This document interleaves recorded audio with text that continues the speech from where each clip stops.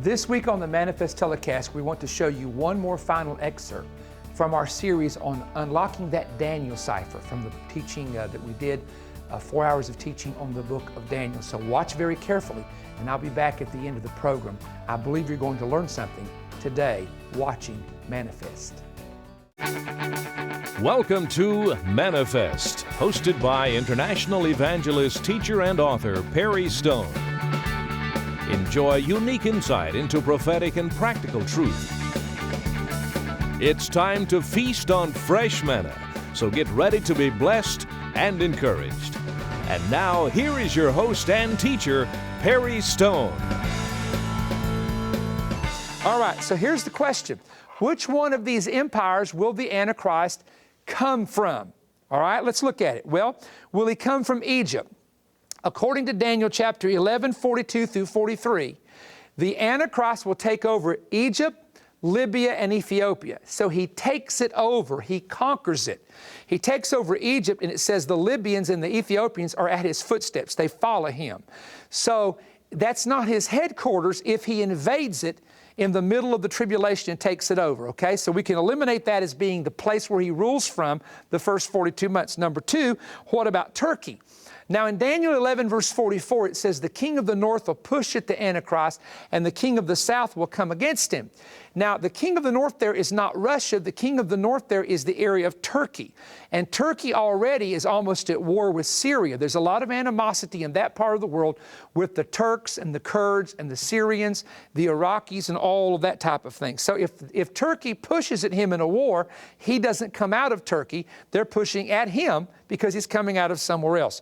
What about Greece? Now this is interesting. Greece is now part of the EU, but Greece economically is not a superpower. Greece has had economic problems. They've had rioting. They've had austerity measures. They can't make their payments. But this leaves one area. It goes back to the stump. See how important that chapter was about the stump? The more you get into this, it's very important to understand this. So it goes back to the stump. So what's the stump?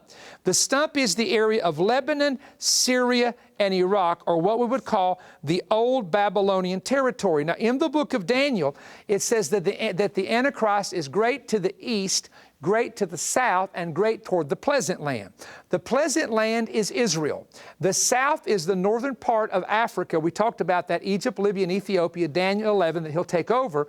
But it also says he's great to the east. Now, anytime you read a measurement in the Bible where it talks about north, south, east, and west, you don't think of it where America is. It's talking about north, south, east, and west where Israel is located.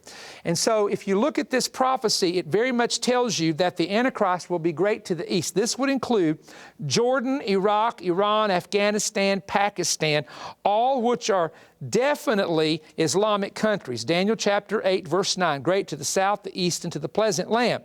So please keep in mind that in history, in the prophetic history of empires, Babylon, Media, Persia, and Greece, their kings and leaders all ruled from Babylon. Keep in mind that the tree stump is Babylon. Remember, it was the Babylonian kingdom in Nebuchadnezzar's day. It's cut down, meaning it doesn't exist now. It's just a stump, but the stump is still in the earth. And the reason that you have Rome and you have Greece, because Rome, the Antichrist is going to take over all that territory of the ancient Roman Empire. And the second thing is when it comes to Greece, we've already talked about Greece, how the division of Greece, the 4 divisions, reveal the area where the Antichrist is going to come from. So in other words, if you just go to Daniel, pay attention to Daniel, you're going to discover that the Antichrist will come out of the territory that we're talking about here. I tell you what, I'm getting a download right now, and I don't know if I should go there or just save it for later. I think I'll save it for later because I'll get so far ahead of myself. So Babylon is going to be very, very significant. Now, the 4th empire Bible prophecy, let's look at this. The 4th kingdom shall be as iron, for as much as iron breaks in pieces and subdues all things, and as iron that breaks all things shall it break in pieces and bruise. Daniel 7:7. After this I saw in the night vision, behold, a 4th beast, dreadful and terrible, strong exceeding. And it had great iron teeth that devoured and brake in pieces and stomped the residue with the feet of it. And it was diverse from all of the beasts that were before it, and it had 10 horns. And this is what scholars call the non-descriptive beast. He doesn't tell you what it looks like. I will add to you, John in Revelation tells you what this beast looks like, but Daniel did not tell you what it looked like. I personally think what he saw in this fourth beast was a little bit confusing, and he's just kind of giving you the basis of how the iron teeth stamping with its feet and having 10 horns. Daniel chapter 7, 19, and also verse 23. Let's read it. Then I would know the truth of the fourth beast, which was diverse from all the others, exceedingly dreadful, whose teeth were of iron, his nails of brass, and devoured, brake in pieces, and stamped with the residue with its feet. Thus saith he, the fourth beast shall be the fourth kingdom on the earth, which shall be diverse from all kingdoms. It shall devour the whole earth, tread it down, and break into pieces. Now, we do know that part of this fourth beast was the Roman Empire. This is a prophecy concerning the Roman Empire.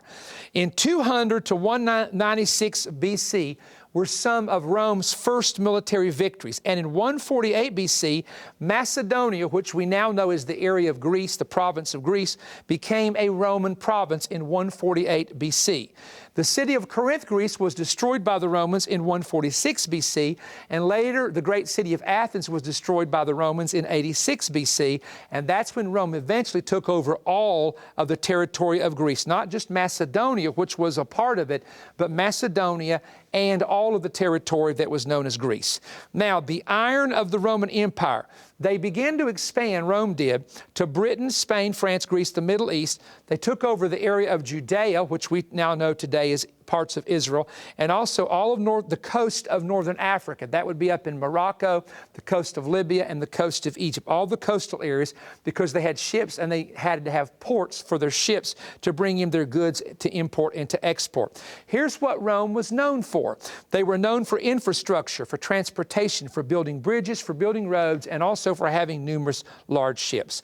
Rome was also known for their legions, for their large armies that kept the peace throughout the known Roman Empire. They also were known as the largest of all the other prophetic empires as they combined and added land, including parts of the western branch, which we talked about earlier, which would be Britain and Spain, etc. Also, Rome occupied the area of Judea, which we now know was parts of Israel, and they occupied the land, and they were occupying the land near and at the time of Christ. It was the Romans who in 70 AD would destroy the temple, destroyed Jerusalem, burn it to the ground, and scattered the Jews. In 71 AD, they salted the entire area and renamed the area. It was no longer Israel. It would be called Palestine from that point on until modern times. And 71 AD, they salted the area so nothing would ever grow there. Now, here's what began to happen. With Rome, with the time of the Roman Empire and the time of early Christianity, there was an emperor by the name of Nero. From the beginning of Nero, there were 10 major persecutions during the time of the Roman Empire that were set against Christians for about 3 centuries until the time of Emperor Constantine, when he came to power in the 4th century and he legalized Christianity, and the persecution, of course, began to fade at that particular time. Now, what I'd like to show you now, that's a little bit about the Fourth Empire. We read the Bible. We know a little bit about how the Romans were. We know a little bit about the history by studying it. We can go to the book of Daniel and understand he saw this empire coming and saw how vicious and powerful that it would actually be, and how in its day, it affected the entire known world. I do want to show you, however, all 4 empires of Bible prophecy that we talked about: Babylon, Media, Persia, Greece, and Rome, the 4 from the book of Daniel. Remember, with John, there's 7 because he starts with Egypt, but with Daniel, there's 4 because he starts with Babylon, okay? That's why you have John talking about the 7 heads, and you got Daniel over here talking about these different beasts, and there's 4 total. So watch this. Here's the amazing parallels of all 4 empires in Daniel's prophecy and what they had in common.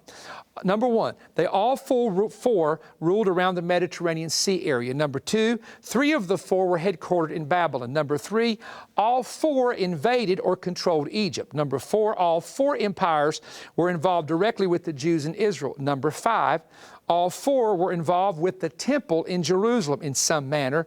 Number 6, all 4 were Gentile nations who ruled the known world. Notice that they were all Gentile nations.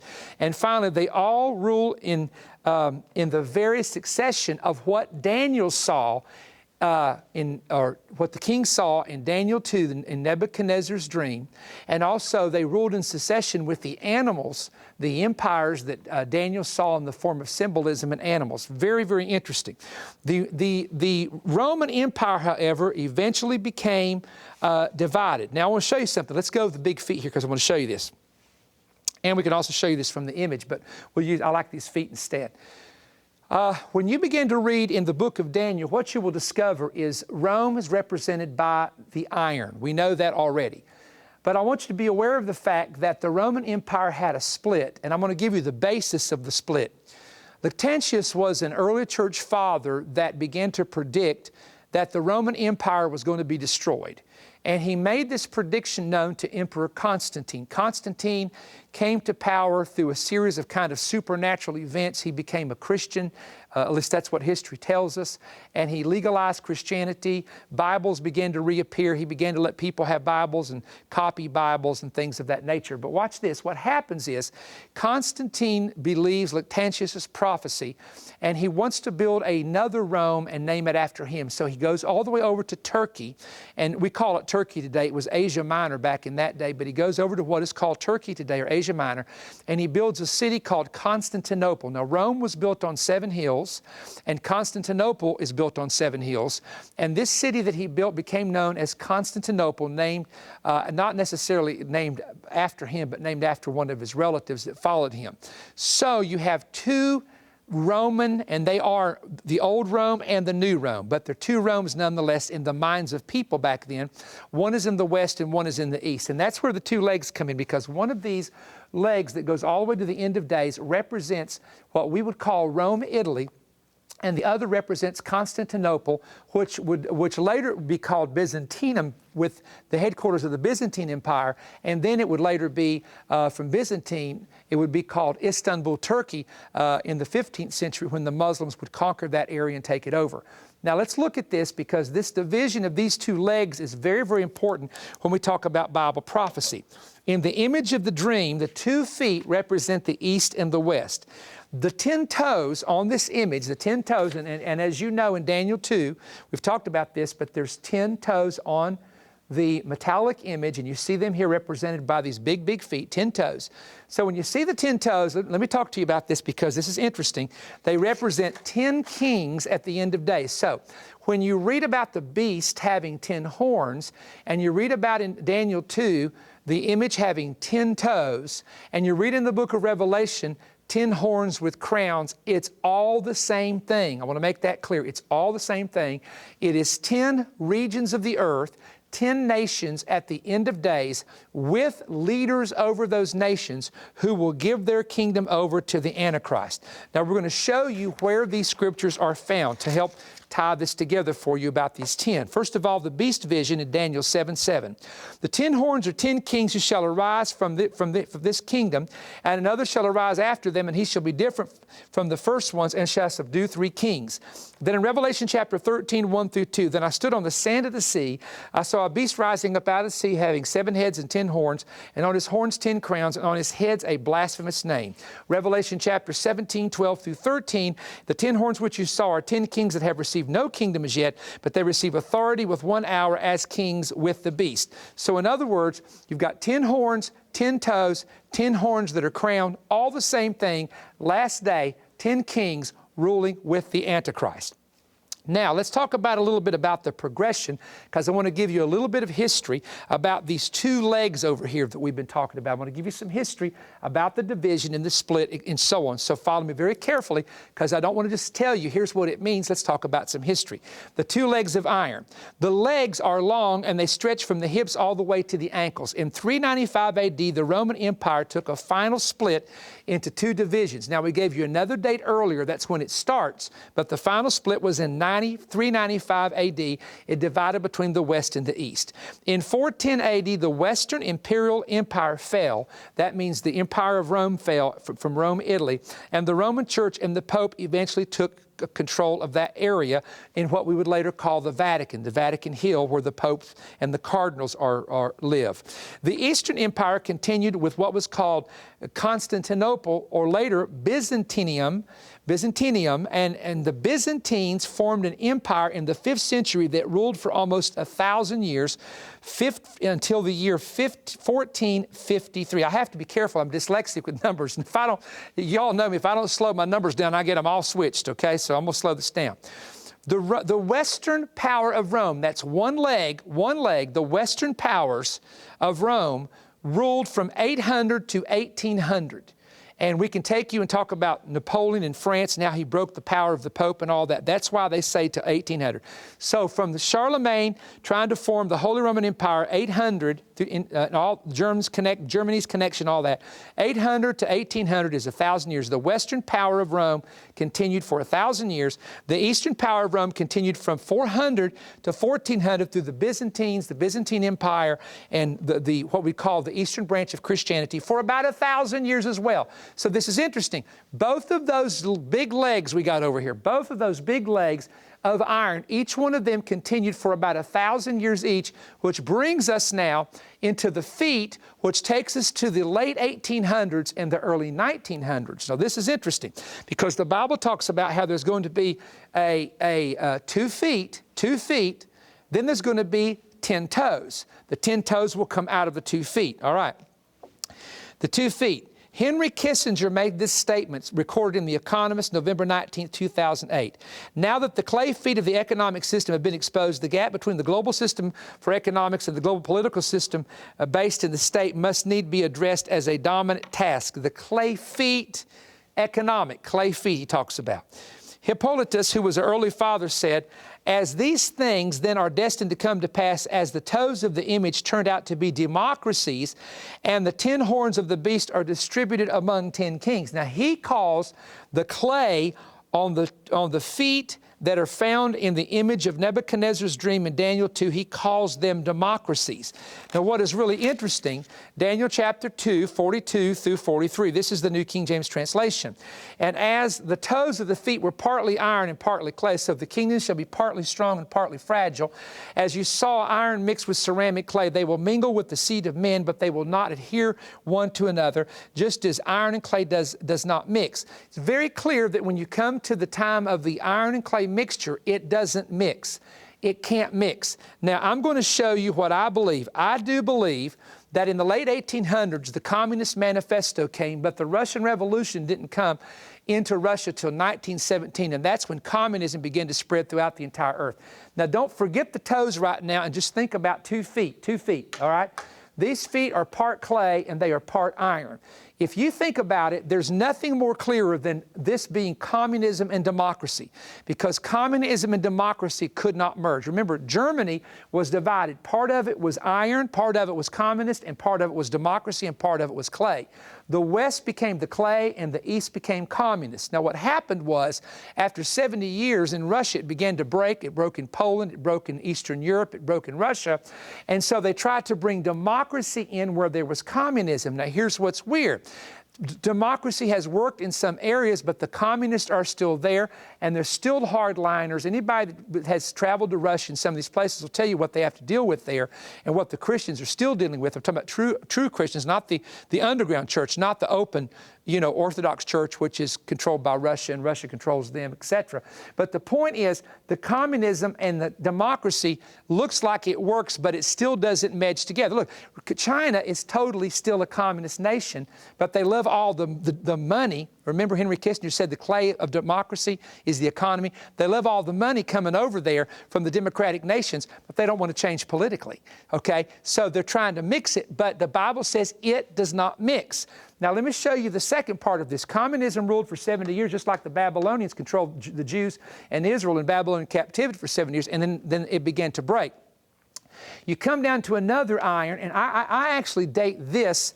Probably communism began to collapse about 1986, 87, 88 in Russia, and the Jews began to leave, and there's hundreds of thousands of Jews that have left Russia, come back to Israel.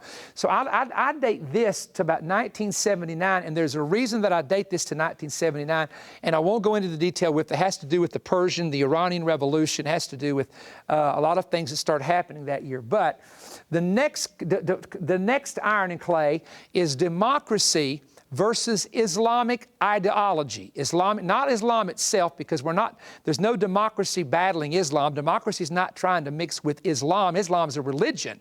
It's trying to mix with the ideas, the political ideas behind Islam, okay? And so the next battle that we're in right now, I'm sorry, not battle, but the next mix has moved from communism to democracy to Islam and democracy. And guess what's happening?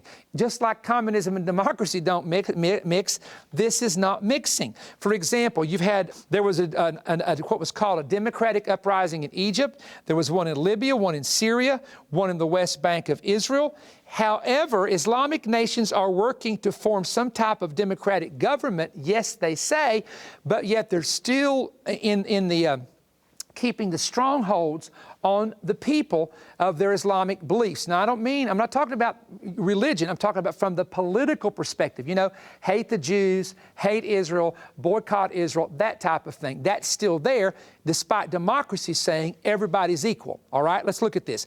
In the Gaza Strip, they're using Europe and America to force Israel to give up the land.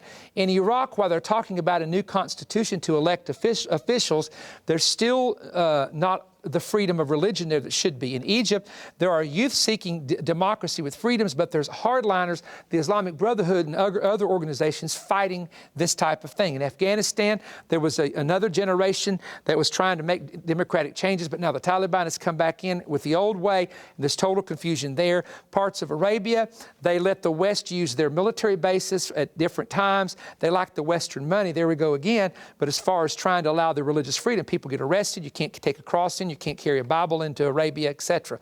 Turkey is called a secular Islamic nation, and they have a form of democracy, but there again, they have the radicals that are rising up. Syria, there's certain people in Syria who would love to have freedom. Same is true with Iran and the Persians, without going into a lot of detail. But watch what Daniel says. Now notice this. Let's talk about Islam, and let's talk about the clay of democracy and the iron of Islam. Whereas you saw the feet and toes, partly of potter's clay and partly of iron, the kingdom shall be divided, yet the strength of the iron shall be in it, just as you saw the iron mixed with ceramic clay. And as the toes of the feet were partly of iron and partly of clay, so the kingdom shall be partly strong and partly fragile. I saw, and you saw iron mixed with ceramic clay. They will mingle with the seed of men, but they will not adhere one to another, just as iron does not mix with clay. That tells you, ladies and gentlemen, where we are now. There's Islamic traditions versus democratic thinking. For example, in democracy, women have freedom, but in Islam, they don't always have that kind of freedom. The kingdom is strong, and the kingdom is partly broken. So we see this going on right now. The 2 feet were east and west, Rome and Turkey. Turkey had an empire from 1517 for 400 years, ruling in 3 continents and 27 provinces. But yet at the end of days, here's the point, it's going to come into 10 toes who are still clay and iron.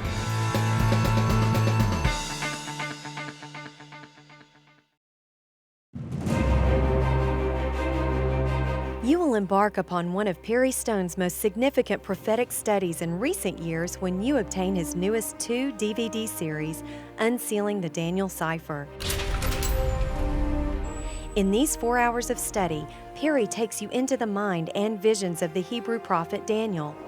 You will glean eye-opening truth, including learning the nature and assignments of the future Antichrist and the possible identity and dangerous strategies of the 10 kings who will unite in a warlike kingdom.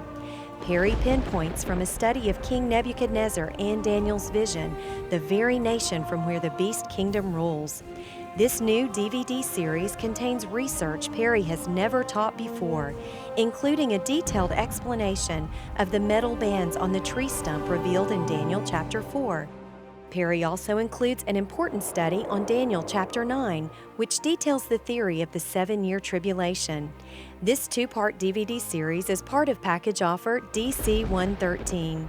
When you order the DVD series Unsealing the Daniel Cipher, Perry will also include the DVD teaching 12 Gates to Satan's Underworld. See and hear stunning research along with biblical evidence pointing to a subterranean world located under the earth's crust that houses both fallen angels and the spirits of unredeemed humanity. Perry will share about the scientific discovery of 12 magnetic gates at equal distances in the sea that may indicate the possible entrances to this forbidden world, a world that the souls and spirits of men must avoid at the time of their death. Learn why strange activity is reported in the Bermuda Triangle and other similar locations around the earth. Something is happening underneath us, and this DVD explains the mystery in detail. This DVD is a great resource tool to reach others for Christ. Perry's new 2-DVD series, Unsealing the Daniel Cipher, and the DVD 12 Gates to Satan's Underworld are available now for a donation of just $40 or more. Shipping and handling are included. Call toll-free 1-888-21-BREAD. That's 1-888-212-7323, or order online at perrystone.org. You may also send your donation of $40 or more to Perry Stone, P.O. Box 3595, Cleveland, Tennessee 37320. Request offer DC 113 when writing or calling. This powerful DVD package is available only through the ministry of Perry Stone, and your donation helps keep Manifest on in your area. We look forward to hearing from you today. I can't say enough about thanking you for joining me around the world on the Manifest telecast each week. We're getting many testimonies from so many of you that are coming to know the Lord, being baptized in the Holy Spirit, and are learning biblical truth that you never knew or understood before. We give God all of the glory and praise for that. But we know without your help and support it would be impossible. And so let me just say that this is the final week on the Manifest telecast that you'll be able to get the offer, which is the Daniel Cipher, 2 DVDs, 4 hours of teaching, and the 12 Gates of the Underworld. So if you've not ordered that yet, may I implore you to do so. It'll be a help and a blessing to you. Another thing I'd like to say is a great thank you to the hundreds of men and women who have joined us as partners. And this is our partners banner that we take with us to our meetings. But if you're not a partner of our ministry, there's a couple things you need to know. That when you partner with us as a partner Strike Force partner, you have access to a special website that you have to have a code word to get in. On that website is a daily devotional. On that website is a monthly blast from the past, messages that you've never heard me preach that go back 25 to 35 years ago. You have access to our yearly partners conference in OCI. You have access to go with me on an Israel trip, a partners only tour. We have meet and greets, for greeting time with partners during our main meetings throughout the year on the weekends where we're traveling for the 5-night conferences. So contact our office or contact perrystone.org to get a partnership with our ministry, and we need you to help us because we have a lot to do in these last days. See you next week. Perry Stone invites you to join him for his 2014 Israel Tour. The dates are November 24th through December 3rd. Call 1-888-321-3629 or visit perrystone.org for more information and how to register. Seating is limited, so call today.